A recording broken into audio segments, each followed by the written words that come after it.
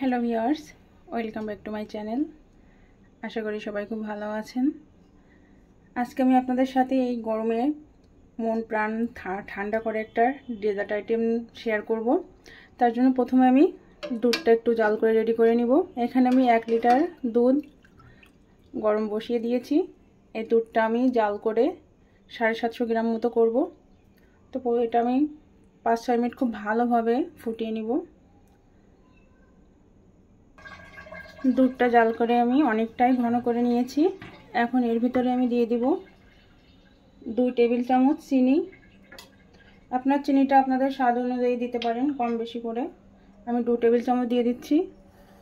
আর দিয়ে দিব 2 টেবিল চামচ কনডেন্স মিল্ক। তো যারা চিনি খেতে চান না তারা কিন্তু কনডেন্স মিল্কটা একটু বেশি করে দিয়ে দিতে পারেন, তাহলে চিনি দেওয়ার প্রয়োজন হবে না, কারণ কনডেন্স মিল্কটাই মিষ্টির পরিমাণ অনেক বেশি থাকে। আর দিয়ে দিব আমি এখানে 3 টেবিল চামচ গুঁড়া দুধ। দিয়ে সবগুলো উপকরণ একটু ভালোভাবে মিশিয়ে নিতে হবে। নিয়ে এই দুধটা আরও কিছুক্ষণ একটু জাল করে ঘন করে নিতে হবে। দুধটা জাল করা কমপ্লিট হয়ে গিয়েছে।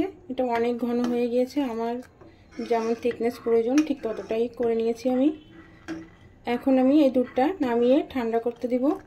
আর আজকে ডেজার্টটা আমি সাবুদানা এবং ম্যাগি নুডলস দিয়ে করে দেখাবো। এই জন্য আমি এখন সাবুদানাটা সিদ্ধ করে নিব। আমি একটা প্যানে এবার জল বসিয়ে দিয়েছি এবং জলটা মোটামুটি গরম হয়েছে। এখন আমি এর ভিতরে দিয়ে দিচ্ছি মেজারমেন্ট কাপের 1 কাপ সাবুদানা।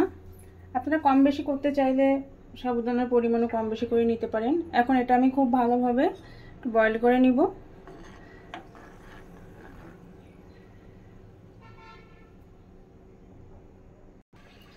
দেখেন সাবুদানাগুলো ফুটতে শুরু করেছে।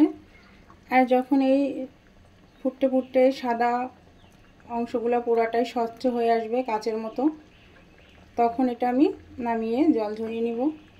তো এটা আরও কিছুটা সময় সিদ্ধ করতে হবে। সাবুদানাগুলো আমার সিদ্ধ করা কমপ্লিট হয়ে গিয়েছে। দেখুন সবগুলো স্বচ্ছ হয়ে গিয়েছে, এর ভিতরে আর কোনো সাদা অংশ নাই। তো এখন এগুলো আমি জল ঝরিয়ে তারপরে আবার ঠান্ডা জল দিয়ে ঠান্ডা করে নিব, তাহলে সাবুদানাগুলো আঠালো হয়ে যাবে না। সাবুদানাগুলো জল ঝরাতে দিয়ে আমি প্যানে আবার জল দিয়ে দিয়েছি এবং জল ফুটে উঠেছে। এর ভিতরে আমি এখন দিয়ে দিব 1.5 প্যাকেট ম্যাগি নুডলস। এই ডেজার্টটা সাবুদানা এবং এই ম্যাগি নুডলস দিয়ে করলে কিন্তু অসাধারণ হয়। এই গরমের জন্য পারফেক্ট একটা ডেজার্ট। তো আমি এখন 2 মিনিট ওয়েট করব নুডলসগুলো খুব ভালোভাবে সিদ্ধ হওয়ার জন্য। নুডলসটা আমার সিদ্ধ করা কমপ্লিট হয়ে গিয়েছে। এখন এটা আমি জল ঝরিয়ে নিচ্ছি। আমি একটা মিক্সিং বোলের ভিতরে আগে থেকে জাল করে রাখা দুধটা নিয়ে নিয়েছি। আর এখন এর ভিতরে দিয়ে দিব আমি সিদ্ধ করে রাখা সাবুদানাগুলো।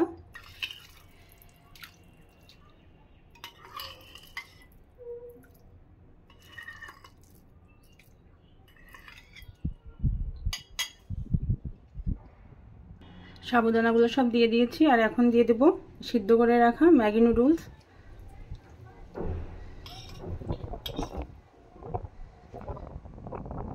দিয়ে সব উপকরণগুলো একটু ভালোভাবে মিশিয়ে নিতে হবে।